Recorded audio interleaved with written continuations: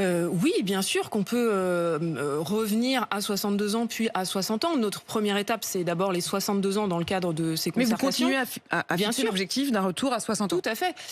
Mais l'objectif, c'est d'abord, dans un premier temps, les 62 ans. 62 ans, il faudrait autour de 10 milliards d'euros pour le financer. Et je vous ai indiqué les leviers de financement, l'égalité salariale. Et si on mettait à contribution les dividendes pour qu'ils soient autant taxés que le travail, ça permettrait de financer largement le retour à 62 ans et même le retour à 60 ans. Si je vous pose la question, c'est que vous l'avez peut-être vu, au Danemark, ils réfléchissent à l'idée de passer à la retraite à 70 ans, avec comme argumentaire l'idée que justement, il va falloir davantage investir, notamment dans la défense du pays, et que donc, il faudra faire des choix de l'autre côté. Alors non, pas du tout. C'est une réforme qui a été mise en place en 2004 au Danemark, donc il n'y a rien de neuf sous le soleil. Réforme qui prévoit un report de l'âge automatique avec l'allongement de l'espérance de vie. L'argument et donc supplémentaire de la défense, vous ne l'entendez pas? Ah non, mais c'est pas la réalité. Regardez ce qui se passe au Danemark. Nous, on est en contact avec les syndicats danois. J'imagine, bien sûr. Et donc potentiellement, le changement aurait lieu dans quelques années. C'est soumis à validation du Parlement. Les Danois et les syndicats y sont très opposés, mais il n'y a aucun rapport avec la question de l'économie de guerre. Ça, c'est une erreur Lorsque totale. les politiques là-bas font un rapport, pour vous, c'est artificiel. C'est un faux argument. Mais c'est pas la réalité, en fait. C'est une réforme qui date d'il y a quasiment 20 ans, qui a fait en sorte que l'âge soit repoussé en même temps que les gains d'espérance de vie,